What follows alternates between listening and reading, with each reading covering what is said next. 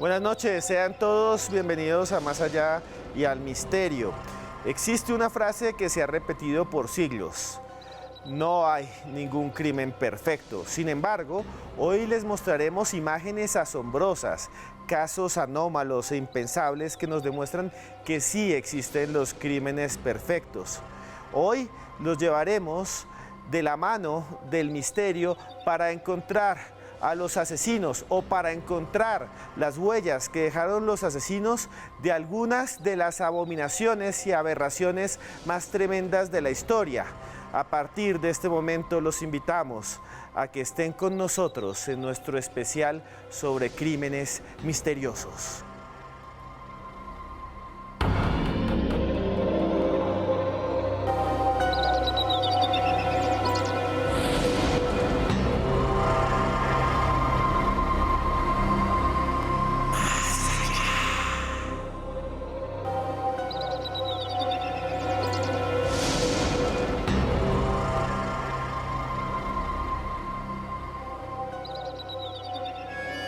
Dolor, sangre, muerte y destrucción. Son cientos los crímenes que se cometen a diario en todos los rincones del planeta. Envenenamientos, emboscadas, asesinatos violentos que hasta el día de hoy no tienen solución.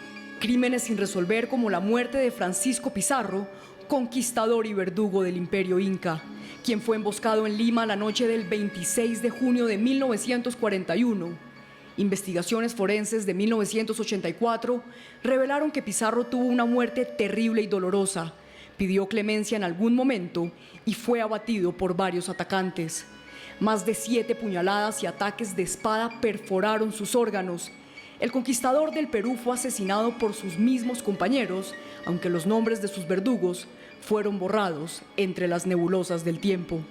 Asesinos desconocidos como el verdugo del Zodiaco de California, quien acabó con la vida de 7 personas entre los años 1969 y 1970, y que enviaba a la policía cartas repletas de símbolos y caracteres desconocidos en los que supuestamente se escondía su verdadero nombre.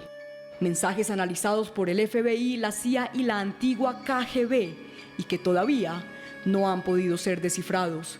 Una historia que sirvió de inspiración a la película Zodiac de 2007. Se ha puesto un nombre. Griego, código Morse, signos astrológicos, los utiliza todos. Me gusta matar a la gente porque el hombre es el animal más peligroso que existe. Hasta el día de hoy, los crímenes de este cruel asesino se encuentran impunes, desafiando las instituciones de seguridad de uno de los países más poderosos del mundo, los Estados Unidos. Acompáñenos esta noche a recorrer algunos de los casos de crímenes sin resolver más misteriosos de todos los tiempos. Crímenes sin resolver, asesinos que todavía no han podido ser capturados, ni siquiera identificados, como el asesino del Zodiaco. Ustedes estaban viendo imágenes, alguien que hacía cartas y que las enviaba con un montón de caracteres y que supuestamente en ellos estaba su verdadero nombre, algo que realmente todavía no se ha podido descubrir. Hoy les mostraremos los casos más imposibles, los casos más impactantes de todos los tiempos, y para ello nos acompañan, como siempre, personas muy doctas, personas que saben mucho de este tema. Hoy estamos, por ejemplo, con el profesor de la Universidad del Rosario y del Externado, Hernán Bueno, que además estudió una maestría en victimología y criminología. Muy buenas noches, Hernán. Buenas noches, Esteban. Buenas noches, televidentes. Encantado de estar otra vez en esta casa. Maestro Hernán Bueno, ¿crímenes sin resolver existen o no?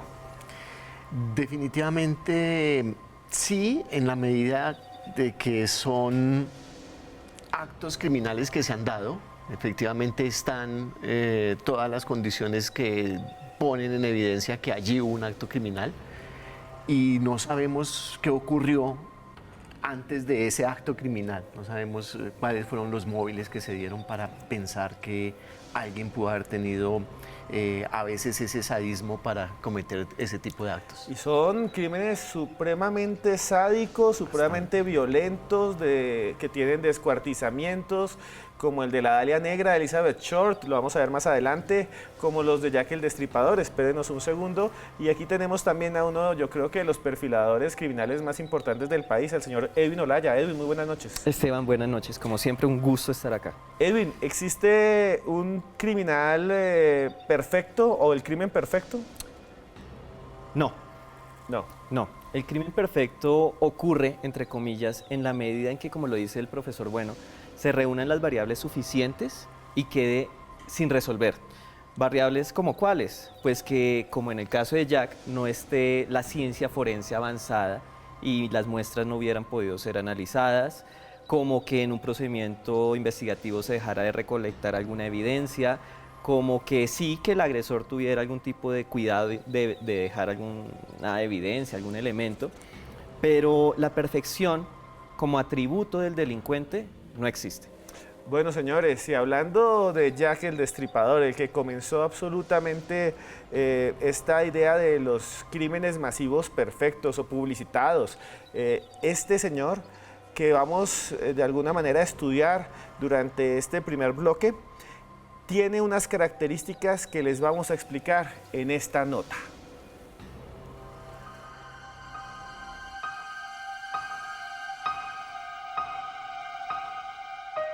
Londres, 1888. El pánico cunde en las calles de la capital de uno de los imperios más poderosos del planeta. La capital británica se encuentra bajo las órdenes de uno de los monarcas más influyentes de toda la historia, la reina Victoria. Sin embargo, la revolución industrial también ha cobrado consecuencias entre la población. Niños trabajadores, pobreza y cientos de mujeres que venden su cuerpo para poder subsistir. Londres se llena de prostitutas y son ellas las víctimas de uno de los asesinos más sanguinarios de todos los tiempos. Un hombre que atacó sin compasión a 5 víctimas en el barrio de Whitechapel. Todas mujeres, con cortes en la garganta, mutilaciones en el área genital, extirpación de sus órganos y desfiguración del rostro. De manera inesperada, el asesino se comunicó con la policía con cartas como esta. Querido jefe, constantemente oigo que la policía me ha atrapado, pero no me echarán mano todavía. Me río cuando parecen tan listos y dicen que están bajo la pista correcta. Odio a las putas. No dejaré de estirparlas hasta que me harte. Cartas que inspiraron decenas de películas como Desde el Infierno, protagonizada por Johnny Depp, y que intentan resolver el misterio. Puede percibir a los sospechosos. Debe de ser alguien adinerado. ¿Cómo puede saberlo? No mata por dinero. Esto es ritual. Al final, nunca fue capturado. Sus víctimas quedaron impunes y el mundo conoció los horrores de un astuto criminal. ¿Qué misterios se esconden tras el oscuro nombre de Jack el Destripador? Tal vez, en algún momento, podamos obtener respuestas. Una historia terrible, una historia que sacudió a la sociedad nada más ni nada menos que del Imperio Británico.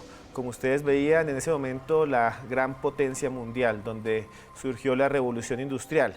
Edwin Olaya, ¿quién era Jack el Destripador para usted y cómo mataba? Ok. Lo primero es que cuando hablamos de Jack, en cuanto a identidad, no se sabe. Las hipótesis han sido varias, han llegado a incluso miembros de la realeza, personas del común, mujeres, Jill la Destripadora, e incluso se llegó a mencionar que era un ciudadano norteamericano que después del último homicidio de noviembre 9 del 88 regresó a Estados Unidos y siguió cometiendo homicidios.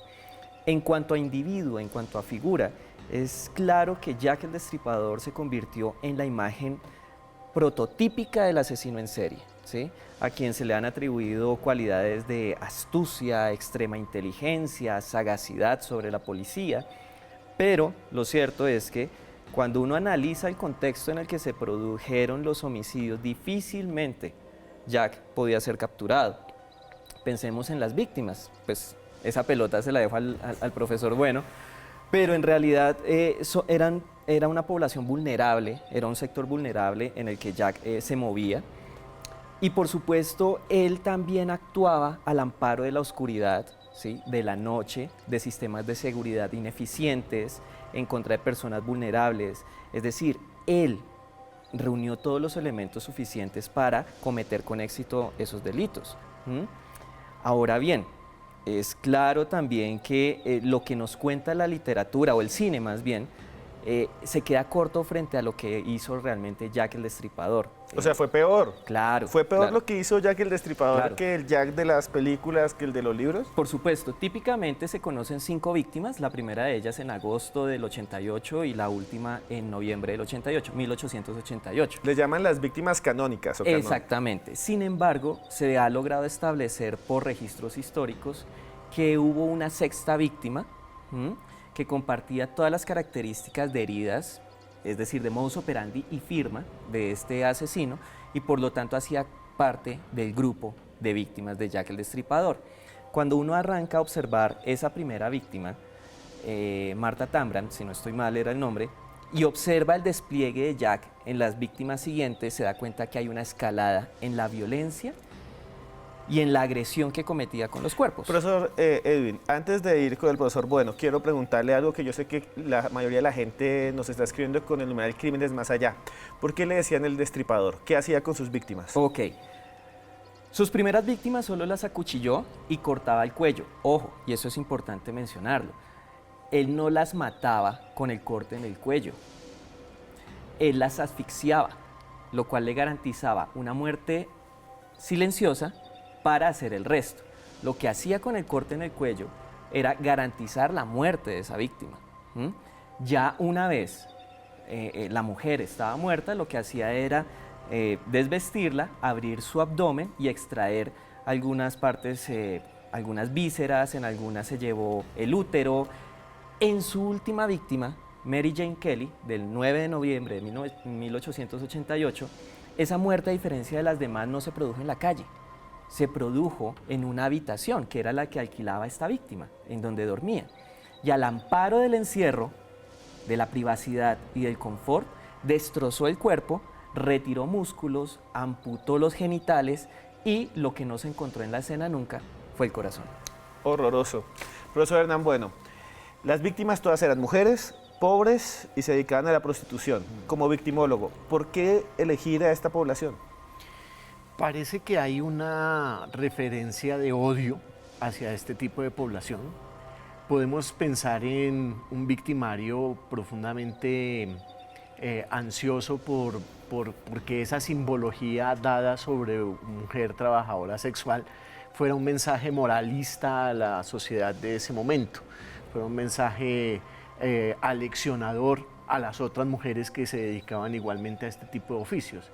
Y de otro lado, por esa misma población tan vulnerada, podríamos pensar en que esto le dio mucha comodidad, lo dejó como en un lugar de confort, porque ¿quién se iba a fijar en mujeres prostitutas en ese contexto? Y pues a ellas cualquiera podría matarlas. Entonces, eso le daba bastante seguridad para seguir en esa sus sociedad tan homicidios. machista. Y haciendo eco precisamente lo que el doctor Olaya decía hace un momento con relación al posible victimario y a cómo la ficción se ha quedado un poco corta,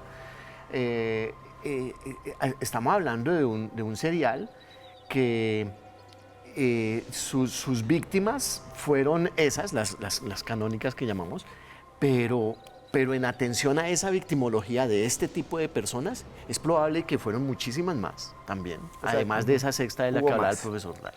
Bien, señores, nos vamos a comerciales. Solo decirles que Jack el Destripador nunca fue capturado y eso es lo que lo ha hecho también tan famoso. Y después de comerciales vamos a comentarles sobre otro crimen sin resolver que los va a dejar completamente impactados. Pero eso será después de unos pocos minutos. Ya volvemos en Más Allá.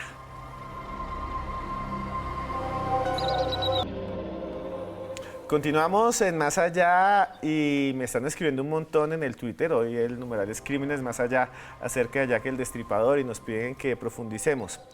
Tal vez en un programa más adelante, porque hoy les voy a presentar algo sorprendente.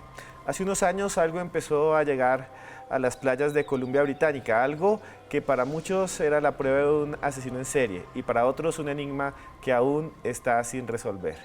Vean la siguiente historia y saquen sus propias conclusiones.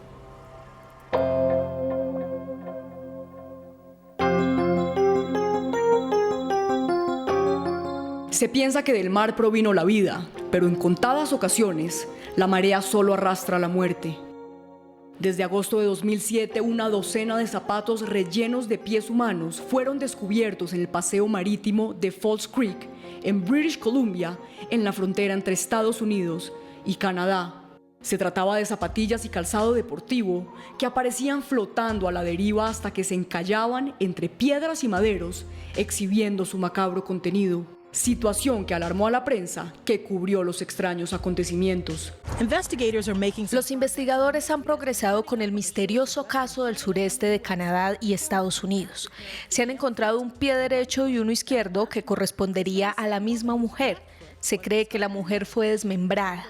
Asimismo, se encontró un pie de un hombre al que le hicieron pruebas de ADN con las que pudieron establecer una conexión con un hombre que sufría depresión y desapareció en 2007. Sin embargo, los investigadores no pudieron determinar cuánto tiempo llevaban estos zapatos en el agua. Zapatos de marcas reconocidas, botas casi intactas, cordones amarrados firmemente. El misterio creció paso a paso, dando lugar a un puñado de teorías que se expandieron por todo Internet.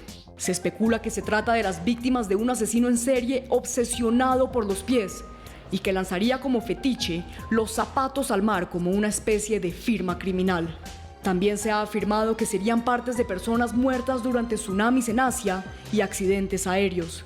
De otra parte, las autoridades afirman que se trata de suicidas cuyos cuerpos se desconocen en el fondo del mar, haciendo que sus zapatos se desprendan por el material de los cuerpos hasta llegar a las playas.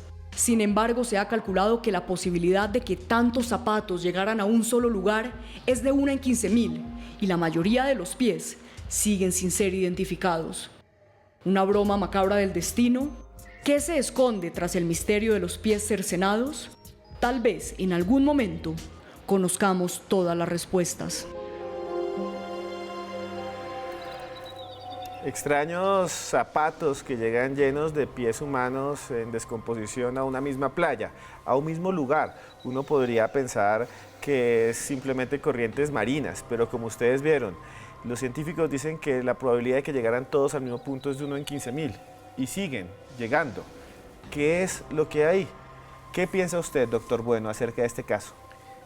Podemos estar hablando de un asesino serial nuevamente, pero también podríamos estar hablando de ajusticiamiento, de algún tipo de banda criminal, mafias, que utilizan precisamente ese símbolo de los zapatos y de cercenar los pies para llevar un mensaje muy claro, que puede ser, sigan estos pasos y miren cómo van a quedar, o qué sé yo. Hasta bromas, se han presentado incluso algunos zapatos con patas de cabras, de Eso animales. le iba a preguntar. Alguien hace poco, un muchacho lanzó al mar en esa misma zona un zapato con un pie de un perro, una cosa así para confundir. Pero sí se han encontrado, o sea, sí es real que sí llegan con pies humanos. Y lo curioso es que con todo el avance forense que hay para identificar ADN, para identificar cualquier tipo de vestigio, fluido, sangre, en fin, lo que sea, nos hemos encontrado con que la mayoría son anónimos y eso es lo que da pie a pensar hasta qué punto se trata de pronto de grupos poblacionales muy asociados al crimen. O sea, que sea una mafia norteamericana o canadiense que quite los pies a sus víctimas y las lance al agua, que era muy común en la mafia norteamericana, lanzar los cadáveres con pies llenos de cemento, al río. ¿Qué piensa Edwin Olaya? Bueno, quisiera centrarme única y exclusivamente en la hipótesis asesino en serie, que es la que de hecho tuvo mucha fuerza en su momento, precisamente por la nula probabilidad de que este fenómeno sucediera como estaba sucediendo. En la nota veíamos la posibilidad de que fuera un asesino en serie que tuviera algún tipo de fetiche con los pies, y eso claramente tiene asociación con un caso real, que es el de Jerome Boudros, un asesino en serie de Estados Unidos, quien tenía una fascinación especial por los pies e incluso algunas de sus víctimas llegó a cercenárselos y a conservarlos, pero esencialmente lo que se llevaba eran los zapatos. En este caso, si nosotros tomamos la premisa de que los pies son algún tipo de trofeo para este asesino en serie, poco probable sería que los arrojara al mar. Lo más lógico es que fuera precisamente esos trofeos, esos tenis con pies, que los conservara como una forma de recordación, por supuesto, pero también de manifestación de poder. Lo cierto es que es una situación tan atípica, tan extraña, que en realidad creo que somos muchos los que esperamos en algún momento obtener una respuesta más allá de las bromas, más allá de la especulación, porque en realidad es una situación bastante atípica, ¿no? Sí, y llama mucho la atención, que todos son zapatos deportivos. Todos los que han encontrado. Solo como dos botas, pero el resto son zapatos deportivos. Igual son botas que son de camino fuerte. Pero ahí hay algo que es interesante de lo forense, y es que si fuera otro tipo de calzado, no flotaría. Exactamente. Entonces son las zapatillas las que por su material hace que flote y sea más fácil, por ejemplo, que las corrientes lo lleven a tierra. Y la teoría es que, la teoría más aceptada en este momento por los criminólogos y las policías norteamericanas y canadienses, es que son suicidas, que se botan al mar, el cuerpo se pudre, se desprende el zapato, pero por una razón del destino inexplicable, porque ya dijeron los oceanógrafos que eso no tenía ninguna razón, llegan a un mismo punto. Y se desprenden del tobillo porque es una de las partes más sensibles a generar ese quiebre. Y pues con la situación de descomposición es más fácil que por allí es que se quiebre y flote. Bueno, los invitamos a que sigan tuiteando con Crímenes Más Allá y les vamos a mostrar un caso colombiano. Tal vez uno de esos crímenes perfectos. Si hubo crimen en el caso Colmenares sería algo parecido, pero en el siglo XIX. Se trata de Teresita la Descuartizada y esta es su historia.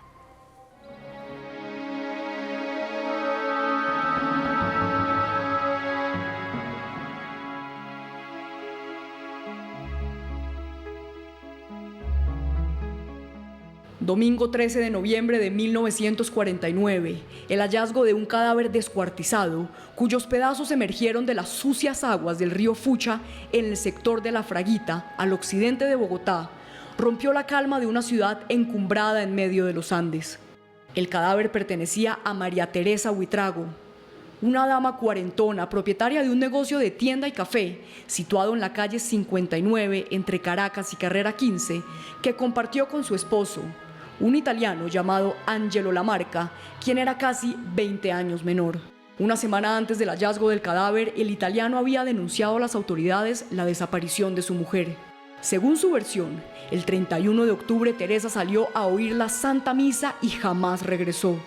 Pero fue capturado por la policía, quien lo consideró culpable, pues era el único heredero de las propiedades de la víctima. Sin embargo, sus coartadas eran perfectas, puesto que docenas de personas habían asegurado estar con él durante el día en que sucedió el crimen. A pesar de ello, los investigadores contraatacaron, asegurando que la empleada de la familia, Ana del Carmen, había visto al italiano sacando un par de maletas que desprendían un fuerte olor de la residencia, hecho que no pudo ser comprobado. Igualmente, dos mujeres se presentaron ante la corte argumentando que habían intentado ser estafadas y agredidas por Lamarca, quien les había enamorado para quitarles sus bienes. Contrario a ello, los vecinos excusaron al acusado, argumentando que Teresita era violenta y había herido a varias personas con su revólver. Al final, Lamarca cumplió una pequeña pena y huyó del país. El caso quedó congelado y algunas de las partes de Teresita nunca fueron encontradas. ¿Se trata de un crimen económico o el asesino se benefició de la persecución a un inocente?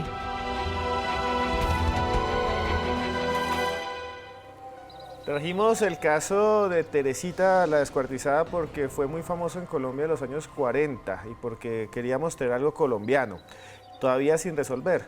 Un cuerpo que aparece completamente despedazado en el río Fucha, cerca de lo que hoy es Fontibón. Un italiano 20 años menor al que se le acusa pero después escapa. Unas propiedades que desaparecen en el tiempo. ¿Qué piensa de este caso? ¿Era el italiano culpable según esto o simplemente algo que todavía es un enigma?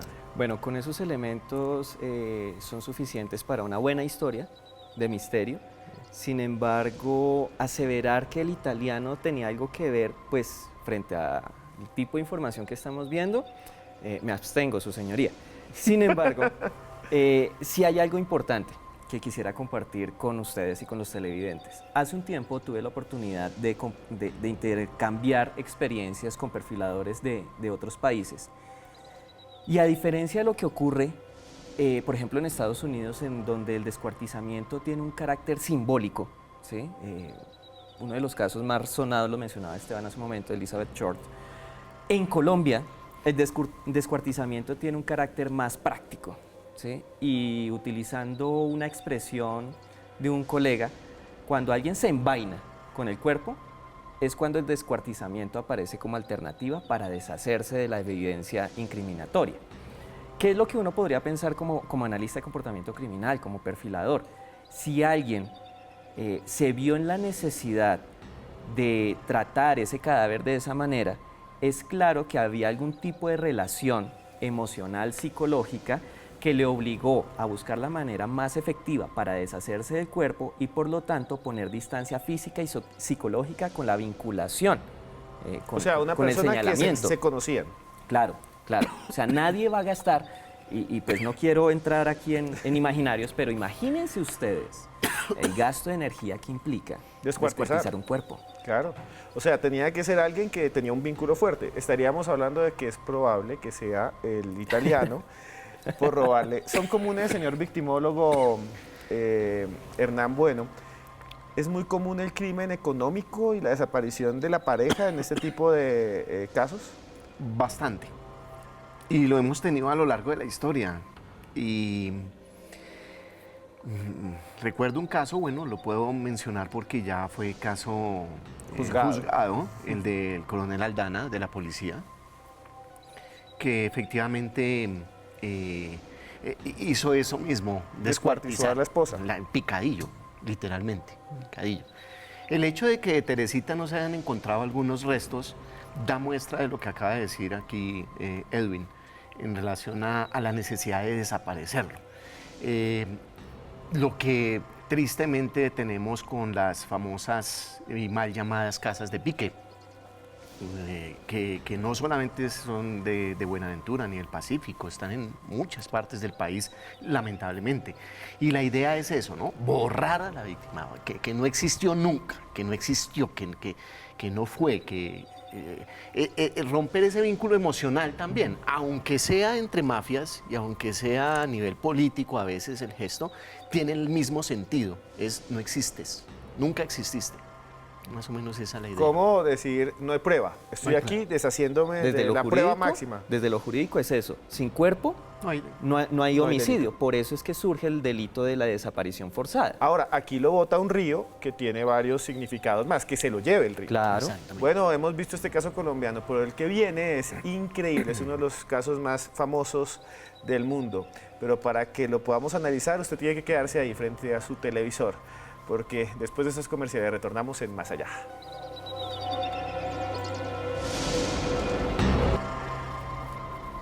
Continuamos en Más Allá, están que todos que escriben acá, está Isabel Torrenegra, está por aquí Vidal Arturo, está Dixon Giraldo, está Carechimba, está también por acá, está increíble. Red Más, gracias por retuitear nuestra propia cuenta aquí corporativa. Sigan ustedes escribiendo con el numeral Crímenes Más Allá. Y bueno, el crimen más extraño de los últimos tiempos, sin duda, es el que les vamos a presentar a continuación. Un crimen sucedido en un hotel a una joven de 21 años, que ha dado pie a que existan un montón de películas de terror, de novelas y hasta de videojuegos. Les estamos hablando del crimen o la desaparición de Elisa Lam.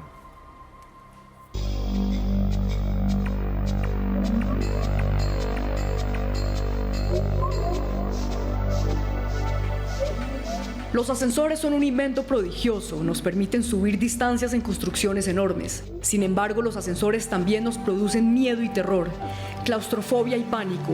Tal vez por ello, uno de los crímenes más extraños de los últimos tiempos sucedió en una de aquellas comprimidas cajas de metal. Y su protagonista fue una mujer, una canadiense de origen asiático cuyo nombre ha quedado consignado en los anales del misterio, Elisa Lam. Lam, de 21 años, había iniciado un recorrido por la costa oeste de los Estados Unidos en el que encontró una horrible muerte. Luego de pasar por San Francisco, llegó al Hotel Cecil el 27 de enero de 2013. Días antes, había planeado visitar el zoológico y había avisado a sus padres que visitaría la ciudad de Santa Cruz. Sin embargo, nada de esto sucedió. La mujer desapareció sin rastro y por días los empleados del hotel la buscaron infructuosamente hasta que decidieron revisar las cámaras de seguridad. Las imágenes que vieron los dejaron de una sola pieza. Lama parecía sola, como si estuviese siendo perseguida por un ser invisible, una criatura que la atormentaba y amenazaba con agredirla. Días después, un huésped del hotel se quejó del sabor del agua. Según el testimonio, el líquido era turbio y su sabor dulzón. Los empleados revisaron los tanques de agua del hotel y se encontraron con lo imposible. El cuerpo desnudo de la joven flotaba en estado de descomposición en medio del recipiente. En la actualidad, ningún modelo criminal ha podido establecer cómo llegó el cuerpo a la terraza, aunque las autoridades determinaron que se trató de un suicidio, ya que la joven tenía antecedentes de enfermedades mentales que la llevaban a sufrir delirios. ¿Un crimen sin resolver o un perturbador caso de enfermedad mental? Las claves de lo sucedido en el Hotel Cecil siguen siendo escurridizas. El crimen de Elisa Lam o el suicidio de Elisa Lam, no sabemos cómo categorizarlo, si es de alguna manera algo que tiene que ver con su salud mental, como ustedes veían, porque en su historia o en su historial ella era bipolar y había tenido ya ataques delirantes. O para muchas personas realmente fue simplemente una víctima de un asesino que nunca pudo haber sido capturado porque lo que hubo fue realmente un crimen perfecto. ¿Qué piensa, doctor Olaya? La pregunta se mantiene. Difícilmente poder decir que fue un crimen o que fue un suicidio. Lo cierto es que la evidencia videográfica, es decir, el video de ella en el ascensor, es bastante inquietante. Desde su comportamiento no verbal observamos mucho temor. ¿Sí? El video original dura alrededor de 15 minutos, exacto. Ella se asoma, mira, vuelve y ingresa. Hay un comportamiento absolutamente temeroso, inquieto, dubitativo. Eso efectivamente nos daría a pensar que ella estaba percibiendo o estaba sintiendo que algo la estaba amenazando. La cuestión es el brinco temporal que suelen suceder estos delitos o estas situaciones que se convierten en misterio, y es que no sabemos qué fue lo que pasó, no hay otra cámara que registre movimiento diferente al del ascensor que estamos viendo, que nos la ubique en un corredor, en las escaleras, en la terraza, nada. Por supuesto, el hallazgo en el tanque de agua es sumamente extraño, pero en términos de probabilidad no se descarta que, dado los antecedentes de enfermedad psiquiátrica, sobre todo de estados del ánimo, que hay una tendencia a generar estados psicóticos, esto haya derivado en una alucinación en Elisa, que le llevara a pensar que no estaba segura en su habitación y por lo tanto buscara otro espacio de seguridad, en este caso el más atípico de todos, en un tanque de agua. Sí, lo raro es que la enfermedad que ella tenía, que es bipolar, y si hay algún psiquiatra en línea, por favor escríbanos con Crímenes Más Allá. Según lo que yo consulté para este programa con 2 psiquiatras, me dicen que no genera este tipo de delirio, de persecución, sino que son de grandeza o de depresión. La manía, precisamente porque se alterna la depresión con la manía. Que era lo que ella tenía, o sea, no es muy común que pase esto en ese tipo de enfermedad que ella tenía. Si estaba enferma en ese momento, si estaba delirando, sería un delirio atípico a su enfermedad, sería algo completamente nuevo, lo que también lo ve como un misterio. Doctor Hernán Bueno, usted como victimólogo, ¿qué cree que le está pasando ahí a Elisa Lam? ¿Qué cree que le pasa? ¿Por qué tanto miedo? ¿Por qué terminará después desapareciendo y apareciendo en un tanque del agua de la terraza? Todo sugiere que hay definitivamente un episodio de alucinación. Está viendo a alguien, está literalmente conversando con alguien y está huyendo de alguien. Es más, hay un momento en donde en el video pareciera que estuviera haciéndole cuentas, que estuviera generándole algún tipo de explicación, dándole razones de por qué sí o por qué no de algo. Eso, incluso más allá del elemento puramente científico, que es lo que Más Allá siempre ha sostenido, hay un elemento también que está más allá de esa comprensión. Una posibilidad. Definitivamente, los comportamientos del cerebro todavía no alcanzamos es decir, los comportamientos que genera el cerebro, hay muchos de ellos sobre los que no tenemos definitivamente explicación. Y es en ese vacío de explicación en donde ocurren acontecimientos como el de Elisa. en donde uno dice, ¿será una cuestión puramente cerebral o definitivamente hay una serie de fuerzas que están más allá de lo experimental y de lo que podemos explicar con un registro como este? O sea, que estuviera viendo algo que no es de esta realidad. Exactamente. Yo quería preguntar otra cosa que es un punto interesante, doctor. Bueno, de si estaba frente a algo de otro mundo. Pero volviendo a este mundo. En este mundo hay un tanque de agua encima del edificio. Aparece el cadáver ahí. Lo descubren por alguna cosa horrenda. Un tipo toma el agua y se está tomando literalmente el cadáver. Entonces va y se queja y lo encuentran después de varios días. Dice el informe forense que es muy extraño, pero que ella debió haber desatornillado, quitado sus ropas y hundirse ahí y tapado otra vez para morir. ¿Eso es muy común en un suicidio? Ah, bueno, es que esa parte de la información no la tenía.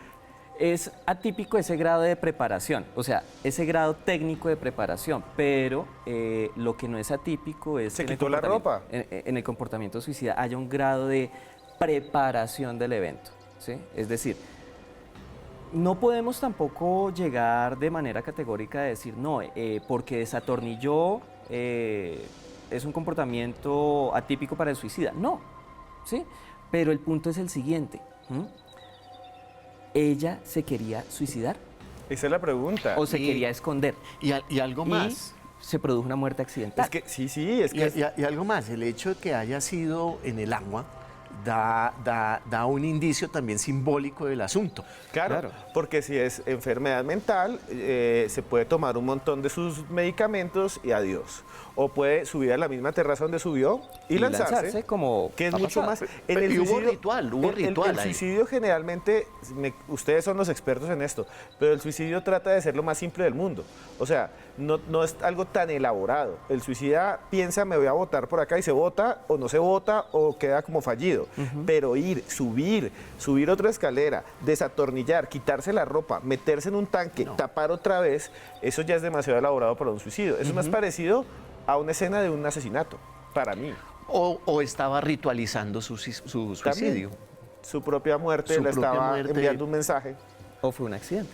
O fue un accidente, pero como el accidente sería, me quiero bañar y se me cayó la tapa. No necesariamente, porque pensemos en lo siguiente, y que los televidentes empiecen también a lanzar hipótesis de este caso.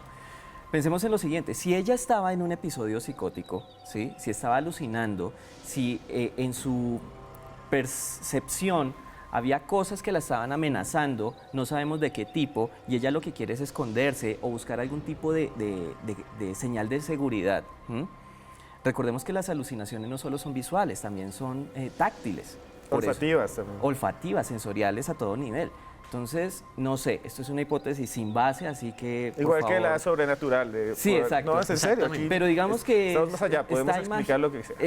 Vio que se estaba incendiando el edificio. Y entonces buscó una señal de seguridad que es subir, ¿sí?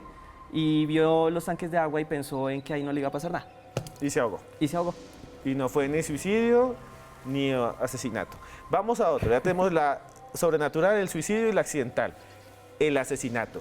¿Qué tan probable sea de que, aprovechando que no hay cámaras y esta señora está por allí caminando, que un homicida diga, venga, me la llevo a la terraza y la mato? Tendría que ser alguien del hotel. Tendría para que conocer ser un empleado. dónde no están las cámaras, qué rutas, por qué rutas llevársela, ¿sí? Viva o el cuerpo, ¿sí?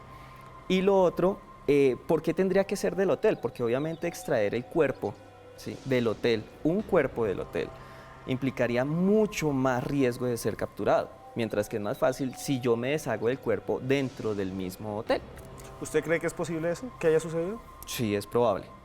Es probable. ¿Qué piensa usted, doctor? Bueno. Hay una serie de situaciones muy erráticas y están en los detalles muy simples, como el hecho de que hubiese oprimido todos los pisos botones, desde donde estaba hacia arriba, y el hecho de que en el mismo momento en que entra por primera vez, ya ahí se le nota cierta angustia, se le nota que quiere escapar de algo, de alguien. Y con respecto a la posibilidad del homicida, Por eso estamos haciendo este programa, Esteban, porque es que, en serio, porque es que los alcances que puede tener un homicida. Claro. Desde el asesino del Zodiaco hasta los que vimos, Jack el Destripador, los pies. Por eso es este programa de crímenes misteriosos. Pero no se vayan porque nos vamos a comerciales y después de otro caso tan aterrador como el de Elisa Lam. No se muevan, que ya regresamos.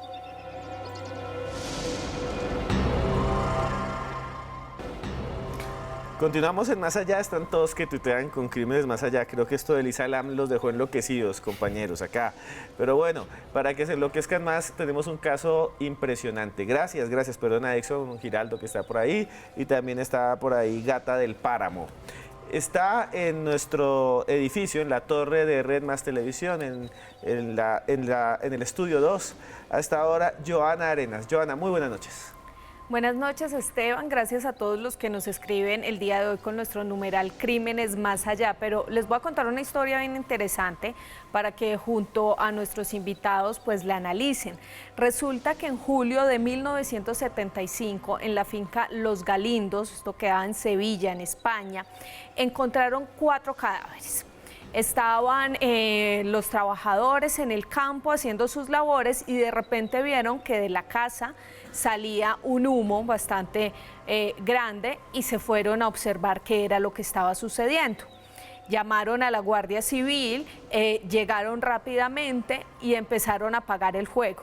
Cuando entraron a la finca, a la casa como tal, encontraron un cuerpo. Era el de la señora Juana Martín, que era la esposa del capataz de la finca.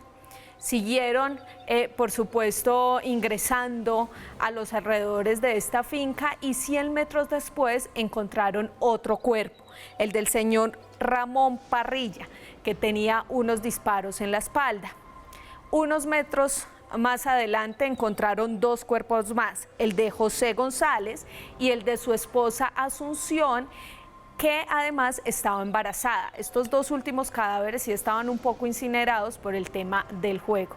Pues resulta que en primera medida la hipótesis inicial fue que el capataz de la finca, el señor Manuel Zapata, era el que había ocasionado estos crímenes. Él había salido muy temprano de la finca y no había regresado. Esto fue la primera hipótesis, se empezaron a investigar, pero hubo un detalle bastante interesante dentro de este asesinato. Fue tan popular, porque era un pueblo muy pequeño, que llegaron allí los medios de comunicación y los vecinos e invadieron la escena del crimen. Tanto fue que el canal de televisión TVE o Televisión Española llegó hasta allí, le pidió a la Guardia Civil que los dejara ingresar para obtener imágenes exclusivas del asesinato. La policía lo permitió y efectivamente pues la escena del crimen estuvo muy contaminada. 3 días después de haber encontrado estos 4 cuerpos, empezaron a investigar más a los alrededores de la finca y se encontraron con el cadáver del señor Manuel Zapata, el supuesto asesino de estas 4 personas. Lo encontraron con un golpe en la cabeza y además el cuerpo estaba guardado en medio de varios bultos de paja. Dijeron que quizás él los había asesinado y luego se había suicidado. Pues en medio de la necropsia se dieron cuenta que él había sido el primero en fallecer. O sea, ya eran 5 cuerpos los que estaban allí y no sabían cuál era el asesino. Después empezaron a investigar con los trabajadores a ver si quizás entre ellos tenían problemas como para generar más hipótesis y los trabajadores contaron que el señor José González, quien era esposo de Asunción, había tenido una discusión con ella porque aparentemente Manuel, el capataz, tenía una relación amorosa con su esposa y que quizás el señor González los había asesinado y que esto era un crimen pasional. Pues pasaron 8 años y esta era la teoría como más clara que había dentro de este asesinato. Pero de repente un investigador y además un escritor de nombre Alfonso Grosso sacó un libro donde planteaba otra teoría de este asesinato. El libro se llama Los Invitados. En este libro, él aseguraba que lo que había sucedido en esta finca, en la finca Los Galindos, había sido por temas de narcotráfico, por temas de drogas. Debido a esto, pues la familia del señor González pidió que se exhumara el cuerpo, que le hicieran otra vez la necropsia y determinar de qué había muerto este señor. Pues resulta que este señor también murió de un golpe en la cabeza, como había muerto Manuel Zapata, el supuesto amante de su esposa. Y la policía dijo, no, este señor tampoco es el culpable.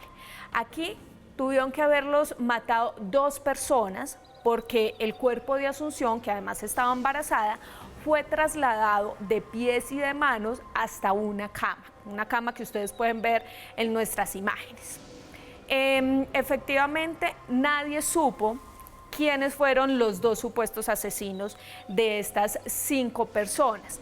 Lo claro es que años después el caso prescribió, fue en 1995. Ya el caso se cerró, no se supo quiénes fueron realmente los asesinos de estas personas, ni cuál fue la razón para asesinarlos. Adicional a esto, en el 2015, hace muy poco, resulta que el expediente de la investigación, que era muy grande, se perdió. El expediente se perdió absolutamente todo y nadie sabe hasta el momento nada de esta investigación. Joana, un informe que usted da impresionante, uno de los casos más extraños de la criminología española. Toda una familia asesinada donde todavía no sabemos quiénes fueron los culpables, ¿verdad? Sí, señora, así es, Esteban. No se sabe quiénes fueron los culpables, si fue uno, si fueron 2 los asesinos, por qué los mataron y además, como les digo, el expediente se perdió y el caso quedó cerrado y sin solución. Increíble. Muchas gracias, Joana, que esté muy bien y nos veremos en 8 días en donde usted se encuentre. Gracias, Esteban. Bueno, don Edwin y aquí Hernán, tenemos poco tiempo para decir esto, vea, toda una familia asesinada, todo lo que ustedes vieron, expediente que se pierde, le echan la culpa a uno, pero ese lo habían matado antes con un golpe en la cabeza, el otro tenía otro golpe en la cabeza. Los que mataron a todos los Galindo, que son 5 personas, a esta hora deben estar tomándose un cafecito o pueden estar caminando en España tomando vino con jamón serrano, que es lo más probable si no se han muerto. ¿Quién cree usted como perfilador que puede haber sido el que hizo esta horrenda masacre? Bueno, con la descripción que nos da Joana de estos hechos, de la disposición de los cuerpos, de los medios utilizados para quitarle la vida, uno lo que puede pensar es que fue un crimen bastante instrumental, ¿sí? Es decir, al homicidio no se le invirtió más allá de lo necesario. Y eso sugiere entonces que quienes cometieron, y en eso, en la pluralidad de los agresores, hay un acierto, ya lo explico por qué. Sencillamente no había ese vínculo emocional, ¿sí?, del que hablábamos en casos anteriores, sino que esto fue un negocio, fue por una razón, por un motivo netamente instrumental. ¿Qué sucede con la pluralidad de los agresores? Hay una ecuación no matemática, pero sí es una premisa que uno debe considerar al analizar un evento, y es cuántas personas son necesarias para cometer este homicidio. Aquí estamos hablando de 5 víctimas, ¿sí?, 4 de ellas hombres. En consecuencia, ¿cuántas personas se necesitarían mínimo para no solo cometer el homicidio, sino para ejercer control? Yo pienso que esto además nos está sugiriendo al menos en realidad unas 4 personas, y eso a su vez nos está permitiendo inferir que hubo un grado de organización. Vea, y ahí es cuando me conecto con lo que sabe el profesor Bueno. ¿Una mafia puede hacer esto? Sí, sí. Y cuando Joana nos estaba comentando su informe, no dejaba yo de pensar en Truman Capote y en Sangre Fría. Sangre Fría. Pero bueno, ya nos estamos yendo brevemente, doctor Bueno. Lo cierto es que, y precisamente para redondear un poco la idea sobre la que hemos estado girando en este programa, eso hace que el crimen sea perfecto. Hay crimen, y en tanto que haya crimen, siempre habrá alguien que está huyendo, o por lo menos tendrá alguna situación de conciencia sobre ello. El crimen perfecto es el que no conocemos. Es el que el que se ni dio, siquiera apareció el que en ni televisión. siquiera- el que nada. El que ni siquiera analizamos acá. No. Un saludo grandísimo a todos por tuitear con el numeral Crímenes Más Allá. Me pueden seguir como @cruzescribiente acá. Si quieren ver mis fotos sobre libros de crimen, las encuentran en Cruz Escribiente en Instagram. Rápidamente, su conclusión muy corta, Raya. Ya nos vamos. Hay mucha gente inteligente para cometer crímenes, pero Listo. no son la única pieza para que un crimen sea perfecto. Nos vemos en Más Allá en 8 días.